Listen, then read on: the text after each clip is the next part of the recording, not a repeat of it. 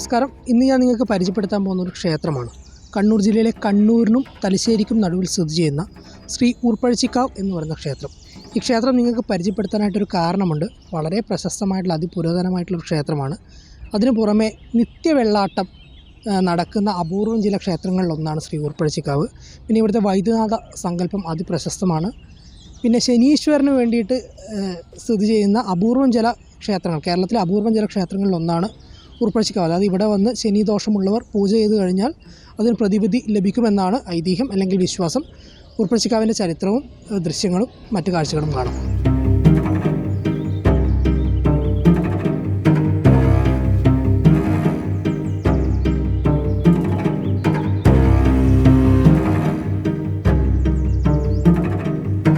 ഒൻപത് പാരമ്പര്യ കുടുംബാംഗങ്ങളും അവരുടെ അനന്തരവന്മാരുമൊക്കെയാണ് പണ്ട് മുതലേ ഇവിടുത്തെ ഒരു ഭരണ സംവിധാനം നടത്തിക്കൊണ്ടുവന്നത്. അത് അന്നും ഇന്നും അങ്ങനെ തന്നെയാണ്. ആ 9 കുടുംബാംഗങ്ങൾ വണ്ണാരത്ത് വക, അങ്ങനെ ഒരു 9 കുടുംബാംഗങ്ങളുണ്ട്. വണ്ണാരത്ത്, തൈങ്ങോളി, പിന്നെ ചെട്ടിയാമ്പറത്ത്, കീത്താരി, കേളോത്ത്, കാപ്യം, പിന്നെ തൈക്കണ്ടി, പാറയിൽ, കൊളത്താറ്റിൽ തുടങ്ങി 9 കുടുംബാംഗങ്ങളാണ്.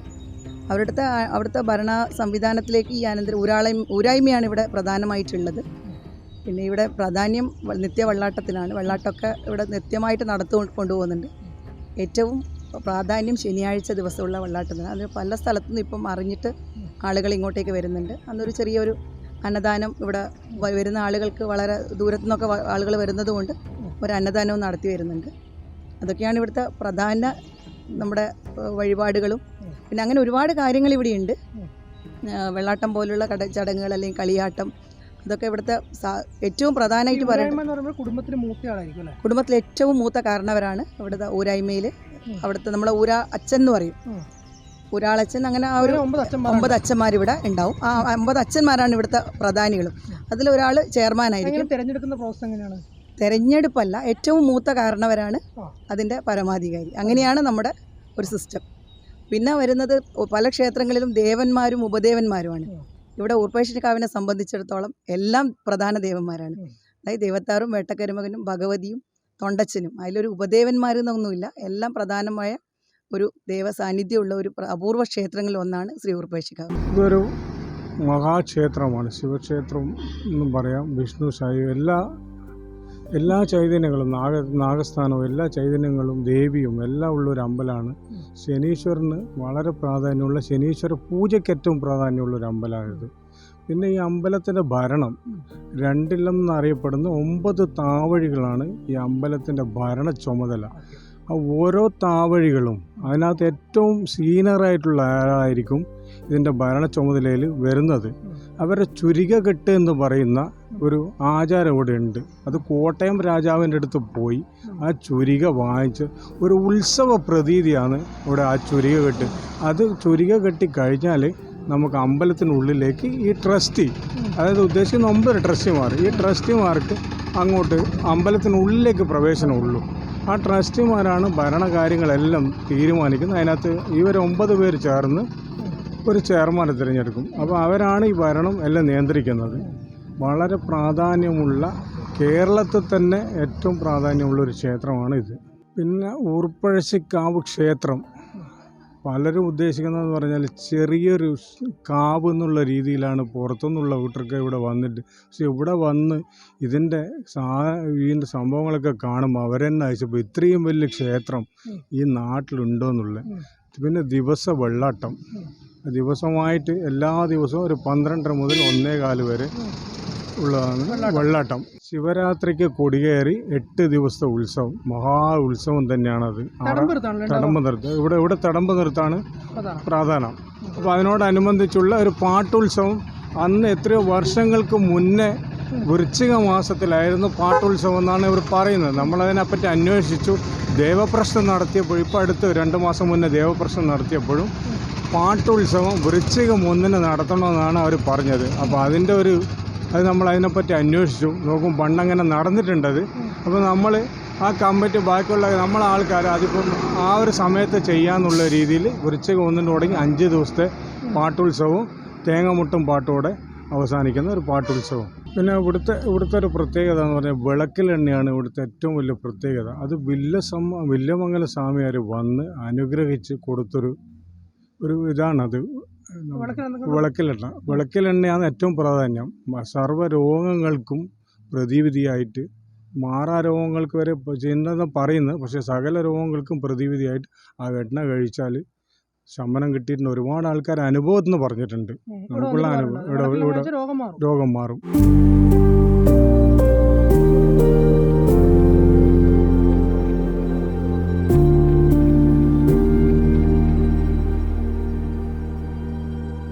ശ്രീ ഊർപ്പഴശ്ശിക്കാവ് എൻ്റെ സ്ഥലമാഹാത്മ്യത്തെപ്പറ്റി പറയുകയാണെങ്കിൽ വൈദിക കാലഘട്ടത്തോളം നീളുന്ന മഹാത്മ്യമുള്ള സ്ഥലമാണ് ശ്രീ ഊർപ്പഴശ്ശിക്കാവ്.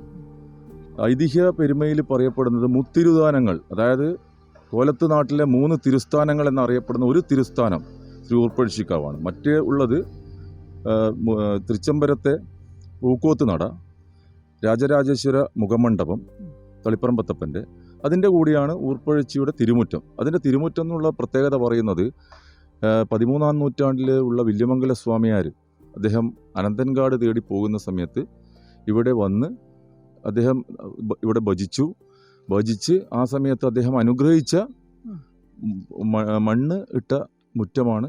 അതുകൊണ്ട് തന്നെ ഇവിടെ അടിച്ചു വാരിയാൽ മണ്ണ് പുറത്ത് കളയാറില്ല. അതാണ് ഇവിടുത്തെ ഒരു ഐതിഹ്യം. രണ്ടാമത്തെ രീതിയിൽ പറയുകയാണെങ്കിൽ സ്വർണ്ണത്താഴിക കുടം വെക്കാൻ അനുമതിയുള്ള കൊലത്ത് നാട്ടിലെ 3 ക്ഷേത്രങ്ങൾ, ഒന്ന് തളിപ്പറമ്പത്ത് ക്ഷേത്രം, ഒന്ന് തൃക്കൈക്കുന്ന് മഹാദേവ ക്ഷേത്രം, ഒന്ന് ഊർപ്പഴശ്ശിക്കാവ്, ആ രീതിയിലും അറിയപ്പെടുന്നുണ്ട്. പിന്നെ സ്ഥലമാഹാത്മ്യത്തിൽ കൊട്ടിയൂര് പെരുമാളിൻ്റെ ഉപക്ഷേത്രങ്ങളിൽ 72 പുരാതന ഉപക്ഷേത്രങ്ങളിൽ ഉപക്ഷേത്രമാണ് ശ്രീ ഊർപ്പഴശ്ശിക്കാവ് എന്നും നമുക്ക് മനസ്സിലാക്കാൻ പറ്റിയിട്ടുണ്ട്. അതുപോലെ തന്നെ വൈശാഖോത്സവത്തിൽ 200 വർഷങ്ങൾക്ക് മുമ്പേ ഒരു ചടങ്ങിൽ ഇവിടെ സ്വയംഭൂ പെരുമാളിൻ്റെ സ്വയംഭൂവിൽ താളിയായിട്ട് ഉപയോഗിച്ചത് ഇവിടുന്ന് കൊണ്ടുപോയിട്ടുള്ള ഇലകളാണ് താളിയായിട്ട് ഉപയോഗിച്ചത്. അതിപ്പോൾ വീണ്ടും അത് പുനരാരംഭിക്കാനുള്ള ഒരു അനുമതി ഇവിടെ ദൈവികമായിട്ടുള്ള കിട്ടിയിട്ടുണ്ടെന്ന് നമുക്ക് മനസ്സിലായിട്ടുണ്ട്.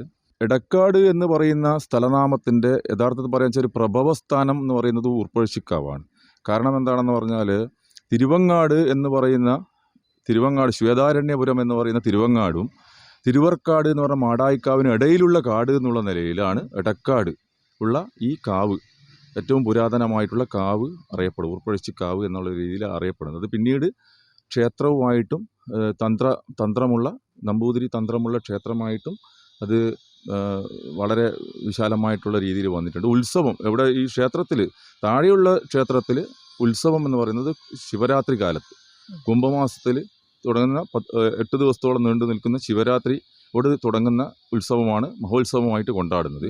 തടമ്പ് നൃത്തം, 2 തടമ്പുകൾ, സ്വർണ്ണത്തടമ്പുകളുള്ള, ഉത്തര കേരളത്തിൽ തന്നെ സ്വർണ്ണത്തടമ്പുകളുള്ള ക്ഷേത്രങ്ങൾ, വളരെ അപൂർവം ക്ഷേത്രങ്ങളിലൊരു ക്ഷേത്രമാണ് ശ്രീ ഊർപ്പഴശ്ശിക്കാവ്. തടമ്പ് നൃത്തവും അതേപോലെ തന്നെ ആറാട്ട് തറയിലേക്കുള്ള എഴുന്നള്ളിപ്പും ആറാട്ട് കുളത്തിലുള്ള കർമ്മങ്ങളും ഒക്കെ അടങ്ങുന്ന വളരെ ബൃഹത്തായിട്ടുള്ള ഒരു ഉത്സവ പദ്ധതിയാണ് ശ്രീ ഊർപ്പഴശ്ശിക്കാവിലുള്ളത്. കാവ് എന്ന് പറയുന്ന രീതിയിൽ മേലേക്കോട്ടം എന്ന് പറയുന്ന വളരെ പുരാതനമായിട്ടുള്ള ഈ പറയുന്ന രീതിയിൽ വൈദിക കാലഘട്ടത്തോളം എത്തുന്ന സ്ഥലത്ത് നിത്യവെള്ളാട്ടം, ഉച്ചക്കുള്ള വെള്ളാട്ടം, ഏകദേശം ഒരു വർഷത്തിൽ 10 ദിവസങ്ങൾ ഉത്സവവും മറ്റ് 3 പ്രധാന ദിവസങ്ങൾ ഒഴികെ 365 ദിവസങ്ങളിൽ ഏകദേശം മുഴുവനായിട്ടുള്ള വെള്ളാട്ടം നടക്കുന്ന ഒരു അപൂർവ ക്ഷേത്രമാണ് ശ്രീ ഊർപ്പഴശ്ശിക്കാവ്. ശ്രീ ഊർപ്പഴശ്ശി രാജ്യമെന്ന നിലയിൽ ഐതിഹ്യത്തിൽ പറയപ്പെടുന്നത്, അതായത് നമ്മുടെ തോറ്റം പാട്ടുകളിലൊക്കെ പറയപ്പെടുന്നത്, ശ്രീ ഊർപ്പഴശ്ശി ദൈവത്താർ ഈശ്വരനും ചങ്ങാതിയായിട്ടുള്ള വേട്ടക്കരുമോൻ സ്വാമിയും 1200 ചങ്ങാതിമാരും ചേർന്ന് 12 വർഷത്തോളം ഭരിച്ച ഒരു പ്രദേശമാണ് ഗുഡലൂർ മുതൽ തുളുനാട് വരെയുള്ള സ്ഥലം എന്നാണ് നമ്മൾ മനസ്സിലാക്കാൻ പറ്റുന്നത്. അതിൽ തന്നെ കോലത്ത് നാട്ടിൽ തന്നെ 18,000 സ്ഥാനങ്ങളുടെ ആരൂഢമായിട്ടാണ് ശ്രീ ഊർപ്പഴശ്ശിക്കാവ് കരുതപ്പെടുന്നത്. ആ 18,000 സ്ഥാനങ്ങളിൽ ഈ ജാതി ഭേദമന്യേ എല്ലാവരും ആരാധിക്കുന്ന, വീട്ടിൽ സ്ഥാനവും പത്മമിട്ടിട്ടും പീഠത്തിലും ആ രീതിയിൽ അങ്ങനെ ഉള്ള പലരും ഈ ക്ഷേത്രത്തെ അന്വേഷിച്ചിട്ട് മനസ്സിലാക്കിയിട്ട് ഈ കാവിൽ എത്തിച്ചേരുന്നതായിട്ടും നമ്മൾ അറിയുന്നുണ്ട്. അനന്തര തലമുറകൾ ഇവിടെ എത്തിച്ചേരുന്നുണ്ട്. പണ്ട് എല്ലാവരും ഊർപ്പഴശ്ശിക്കാവിൽ വച്ചിട്ടാണ് അവരുടെ ചോറൂണിനൊക്കെ വേണ്ടിയിട്ട് ഇവിടെ എത്തിച്ചേർന്ന പല കാര്യങ്ങളും മനസ്സിലാക്കുന്നുണ്ട്. അതുപോലെ തന്നെ വില്യമംഗല സ്വാമിയാർ അദ്ദേഹം അനന്തൻകാട്ടിൽ ഭഗവാനെ അന്വേഷിച്ച് കുമ്പളയിൽ നിന്നും അദ്ദേഹം തുടങ്ങി. അദ്ദേഹം കാസർഗോഡുള്ള കുമ്പളം. കാസർഗോഡിൽ നിന്ന് കുമ്പളയിൽ നിന്നും അദ്ദേഹം ഉം. ഭഗവാനെ തേടിയിട്ട് കാടുകളിലേക്ക് തേടുമ്പോൾ ഇവിടെ വന്ന സമയത്ത് അദ്ദേഹത്തിന് ഇവിടെ വെച്ച് ശങ്കരനാരായണ ദർശനം ലഭിക്കുകയും അദ്ദേഹം ഒരു വിശേഷപ്പെട്ട മന്ത്രം ആണ് ഇവിടെ ഉപദേശിച്ചു കൊടുത്തിട്ടുള്ളത്. അതിനനുസൃതമായിട്ടാണ് ഇവിടുത്തെ തന്ത്രം രൂപപ്പെട്ടിട്ടുള്ളത്. ഇവിടുത്തെ പൂജാ വിധാനങ്ങൾ രൂപപ്പെട്ടിട്ട് ക്ഷേത്രത്തിലെ പൂജാവിധാനങ്ങൾ എന്നാണ് മനസ്സിലാക്കാൻ പറ്റുന്നത്. അദ്ദേഹമാണ് ഇവിടെ തടമ്പ് നൃത്തവും, ഇവിടെ ശങ്കരനാരായണ ഒരു സങ്കല്പത്തിൽ ഉള്ള ഒരു തടമ്പ് നൃത്തവും അദ്ദേഹത്തിൻ്റെ ഒരു നിർദ്ദേശപ്രകാരമാണ് ഇവിടെ നടത്തപ്പെടുന്നത് എന്നും മനസ്സിലാക്കിയിട്ടുണ്ട്. ഊർപ്പഴിക്കാവിൽ ഇപ്പോൾ സമൂഹ മാധ്യമങ്ങളിലെ കൂടി കുറച്ച് പ്രസിദ്ധമായിട്ടുള്ള ഒരു കുളത്തിൻ്റെ, നമ്മുടെ പുത്തൻകുളം എന്നറിയപ്പെടുന്ന കുളത്തിൻ്റെ ഒരു ഫോട്ടോ പ്രചരിച്ചതായി നമുക്കറിയാം. ആ കുളം എന്ന് പറഞ്ഞു കഴിഞ്ഞാൽ കാവിൻ്റെ നാഗസ്ഥാനം, ഇവിടെയുള്ള വളരെ ശക്തമായ നാഗസ്ഥാനവും അതിൻ്റെ കുളവും, നാഗക്കാവും കുളവും എന്നുള്ള നിലയിലുള്ള സങ്കല്പത്തിലുള്ള കുളമാണ് മേലേക്കുളം.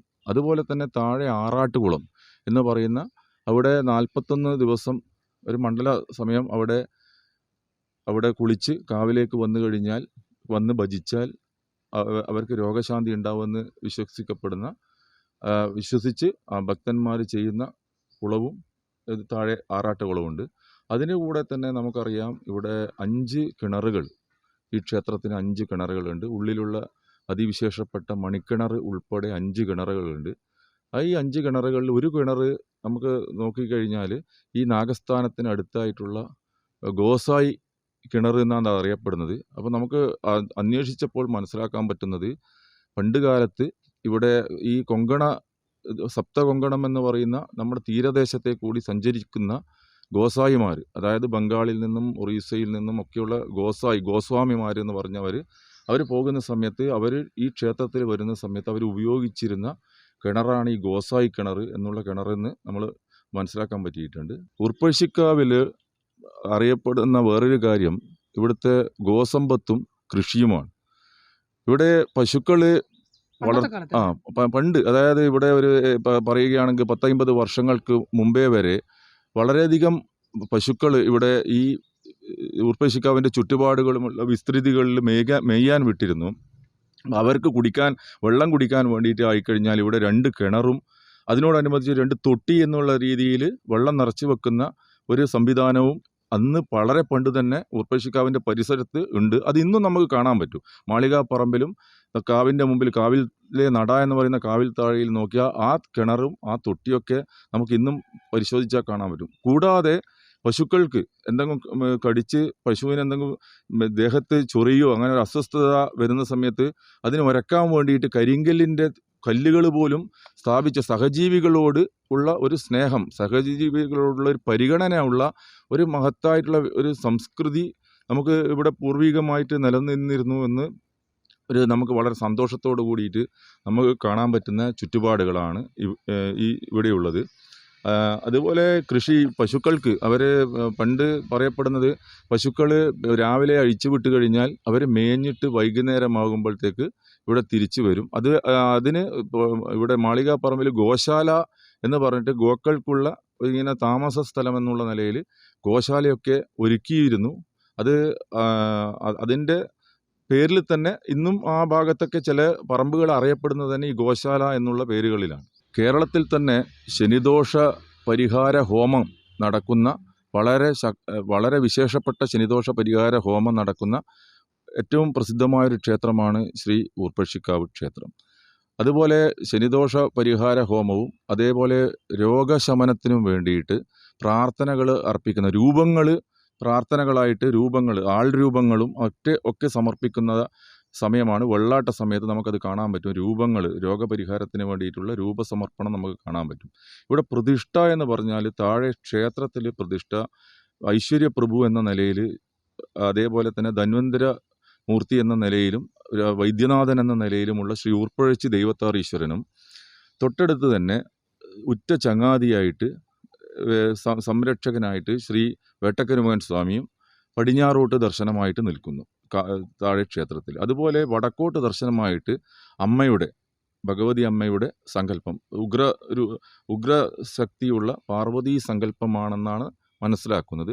ആ അമ്മയുടെ സങ്കല്പം തന്നെയാണ് മേലേക്കോട്ടത്ത് ഉള്ള ആ പരിസരവും അമ്മയുടെ ശക്തി സങ്കല്പത്തിൽ തന്നെയാണുള്ളത്. അതൊക്കെ വളരെ നിഗൂഢമായിട്ടുള്ള ഐതിഹ്യങ്ങളിലേക്കാണ് നമ്മൾ എത്തിച്ചേരുന്നത്. അമ്മയുടെ അതിശക്തമായിട്ടുള്ള ഒരു സങ്കല്പത്തിലേക്കാണ് നമ്മൾ എത്തിച്ചേരുന്നത്. അപ്പോൾ അവിടെ കിഴക്കോട്ട് ദർശനമായിട്ട് ശ്രീ ഊർപ്പഴശ്ശി ദൈവത്താറീശ്വരനും വേട്ടക്കരവും സ്വാമി ഒരുമിച്ച് വിരാജിക്കുന്ന ഒരു ദാരുവിഗ്രഹം, വിശേഷപ്പെട്ട ദാരുവിഗ്രഹം ആണുള്ളത്. ഏകദേശം അതിൻ്റെ വിശേഷപ്പെട്ട ആചാര്യന്മാർ വന്ന് പറഞ്ഞത് ഒരു 600 വർഷങ്ങൾക്ക് മുമ്പെങ്കിലും നിർമ്മിക്കപ്പെട്ടിട്ടുള്ള ദാരുവിഗ്രഹമാണ് ഉള്ളത്. അതിന് അരവ് ചായം എന്ന രീതിയിൽ ഉള്ള വിശേഷപ്പെട്ട ലേപനം കൊണ്ടാണ് അതിൻ്റെ വർണ്ണങ്ങൾ ചെയ്തിട്ടുള്ളത്, അരവ് ചായം കൊണ്ട്. അപ്പം വിശേഷപ്പെട്ട ഈ ദാരുവിഗ്രഹത്തിൻ്റെ ദർശനം തന്നെ രോഗപരിഹാരത്തിന് പ്രസിദ്ധമാണ് എന്ന് പറയാറുണ്ട്. അത് ഉച്ചക്ക് വെള്ളാട്ടത്തിനും വൈകുന്നേരം സന്ധ്യാസമയത്തുമാണ് ഈ മേലേക്കൊട്ടത്തെ നട തുറക്കുന്നത്. ആ സമയത്ത് എല്ലാവർക്കും ദർശനം അവിടെ അനുവദിച്ചിട്ടുള്ള സമയമാണ്. അപ്പോൾ അവിടെ വന്ന് ഈ പറയുന്ന രോഗങ്ങളും അതേപോലെ മനസ്സിൻ്റെ ആദിയും വ്യാധിയും ഒക്കെ മാറ്റുന്ന ഒരു ഉത്തമമായിട്ടുള്ള ഒരു പ്രസിദ്ധമായിട്ടുള്ള ഒരു വളരെ പ്രത്യേകതയുള്ളൊരു, യഥാർത്ഥത്തിൽ പറഞ്ഞ ഒരു നിഗൂഢ സ്ഥാനം തന്നെയാണ് ശ്രീ ഊർപ്പഴശ്ശിക്കാവ്. മനസ്സിലാക്കി കഴിഞ്ഞാൽ കൂടുതൽ കാര്യങ്ങൾ പല സ്ഥലത്തുനിന്നും ഇനിയും നമുക്ക് ലഭിച്ചുകൊണ്ടിരിക്കുന്ന ഐതിഹ്യങ്ങളും അതേ രീതിയിൽ സ്ഥലമാഹാത്മ്യങ്ങളും എല്ലാം ഇവിടെ വന്നെത്തുന്ന ഭക്തജനങ്ങളിൽ നിന്നും പൂർവികരിൽ നിന്നും നമുക്ക് വളരെ അറിയാനുള്ള കാര്യങ്ങൾ ലഭിച്ചുകൊണ്ടേയിരിക്കുന്ന ഒരു സ്ഥലം കൂടിയാണ് ശ്രീ ഊർപ്പഴശ്ശിക്കാവ്. ഉത്തര കേരളത്തിൽ മത്തവിലാസം കൂത്ത് എന്നുള്ള ക്ഷേത്ര അനുഷ്ഠാന കല നടക്കുന്ന 4 ക്ഷേത്രങ്ങളിൽ ഒരു ക്ഷേത്രമാണ് ശ്രീ ഊർപ്പഴശ്ശിക്കാവ്. ഈ മത്തവിലാസം കൂത്ത് ഊർപ്പഴശ്ശിക്കാവിലെ മഹോത്സവ സമയത്ത്, ശിവരാത്രി തുടങ്ങിയിട്ടുള്ള ആ സമയത്താണ് ഈ മത്തവിലാസം കൂത്ത് ഇവിടെ നടക്കുന്നത്. ഇത് ഈ ഒരു അമ്പലത്തിൻ്റെ കിണറാണ്, ശ്രീ ഊർപ്പഴശ്ശിക്കാവിൻ്റെ കിണറാണ്. ഇത് അതിനായിട്ട് അനുബന്ധിച്ച് കിടക്കുന്നൊരു ചെറിയൊരു തൊട്ടിയെന്നാണ് കണ്ണൂർ ഭാഷയിൽ പറയുക. അപ്പോൾ എന്താണ് പണ്ട് കാലത്ത് ചെയ്തുകൊണ്ടിരുന്നതെന്ന് വെച്ച് കഴിഞ്ഞാൽ, അമ്പലത്തിൽ കുറേ കന്നുകാലികൾ ഉണ്ടായിരുന്നു. മേഞ്ഞ് തളർന്നു വരുന്ന കന്നുകാലികളെ ഇവിടെ കൊണ്ടുവന്നിട്ട് ഈ കിണറ്റിൽ നിന്ന് വെള്ളം എടുത്തിട്ട് ഈ ഒരു സ്ഥലത്ത് ഒഴിച്ചു കൊടുക്കും. അപ്പോൾ കന്നുകാലികൾ ദാഹം മാറ്റാനായിട്ട് ഇവിടെ നിന്ന് വെള്ളം കുടിക്കും. ഇവിടെയൊക്കെ കാട് കയറിയ നിലയിലാണ്. പക്ഷേ ഉത്സവത്തോടനുബന്ധിച്ചുള്ള സമയമാകുമ്പോൾ ഇതൊക്കെ വെട്ടിത്തളിച്ച് വൃത്തിയാക്കും. പണ്ട് ഒത്തിരി കന്നുകാലികൾ ഉണ്ടായിരുന്നു അമ്പലത്തിന്. ഇപ്പം അതൊക്കെ നശിച്ചു പോയി. ഇപ്പം 3 കന്നുകാലികൾ, അതായത് 2 പശുവും ഒരു കാളയും മാത്രമാണ് അമ്പലത്തിന് ഇപ്പോഴുള്ളത്. വളരെ പുരാതനമായ കണ്ണൂർ ജില്ലയിലെ അമ്പലങ്ങളിൽ ഒന്നാണ് ശ്രീ ഊർപ്പഴശ്ശിക്കാവ്. ശനിദോഷവുമായിട്ട് ബന്ധപ്പെട്ട് വരുന്ന ആളുകൾക്കൊക്കെ പ്രതിവിധി ഉണ്ടാവുമെന്ന് വിശ്വസിക്കുന്നൊരു അമ്പലമാണ് ശ്രീ ഊർപ്പഴശ്ശിക്കാവ്. ഊർപ്പഴശ്ശിക്കാവ് എന്നുള്ള പേര് വന്നത് ഊരിൽ പഴയ ഏച്ചിൽക്കാവ് ലോപിച്ച് ഊർപ്പഴശ്ശിക്കാവ് ആയതാണ്. അതായത് ഒത്തിരി ഏച്ചിൽ മരങ്ങളുടെ സ്ഥലമായിരുന്നു ഈ ഊർപ്പഴശ്ശിക്കാവ്. പിന്നീട് അത് നശിച്ചു പോവുകയും ആ പേര് ലോപിച്ച് ഊർപ്പഴശ്ശിക്കാവ് എന്ന് പറയുന്ന പേരിലേക്ക് എത്തുകയും ചെയ്തു. കണ്ണൂർ ജില്ലയിലെ കണ്ണൂരിനും തലശ്ശേരിക്കും നടുവിലുള്ള നടാൽ എന്ന് പറയുന്ന സ്ഥലത്താണ് ശ്രീ ഊർപ്പഴശ്ശിക്കാവ് സ്ഥിതി ചെയ്യുന്നത്. ശ്രീ ഊർപ്പഴശ്ശിക്കാവിനെ സംബന്ധിച്ചിടത്തോളം ശനിയാഴ്ച ദിവസം ഏറെ പ്രധാനമുള്ള ദിവസമാണ്. വരുന്നവർ ശനിയാഴ്ച വന്നു കഴിഞ്ഞാൽ അന്നദാനവും മറ്റു കാര്യങ്ങളൊക്കെ ഇവിടെയുണ്ട്. ഗൂഗിൾ മാപ്പിൽ ശ്രീ ഊർപ്പഴശ്ശിക്കാവ് എന്ന് ഇട്ട് കഴിഞ്ഞാൽ കൃത്യമായിട്ട് ലൊക്കേഷൻ ലഭിക്കും. വരാൻ താല്പര്യമുള്ളവർക്ക് വരാം. വിശ്വാസമാണ്, അതിനെ ആരും ചോദ്യം ചെയ്യേണ്ട ആവശ്യമില്ല. വിശ്വസിക്കുന്നവർ വിശ്വസിച്ചോട്ടെ, നമ്മളതിനെ ചോദ്യം ചെയ്യാൻ പോകുന്നുമില്ല. നമ്മൾ ഈ ഒരു വിശ്വാസം, ഇങ്ങനെ ചരിത്രമുള്ളൊരു ക്ഷേത്രമാണെന്ന് അറിഞ്ഞപ്പോൾ നിങ്ങളുടെ മുമ്പിലേക്ക് അവതരിപ്പിക്കണമെന്ന് തോന്നി. ഇതുപോലുള്ള ചരിത്ര പ്രധാനമുള്ള സ്ഥലങ്ങളും ക്ഷേത്രങ്ങളൊക്കെ ആയിട്ട് ഇനിയും ഞാൻ വരും. മറുനാടൻ മലയാളിക്ക് വേണ്ടി വൈഷ്ണവ്.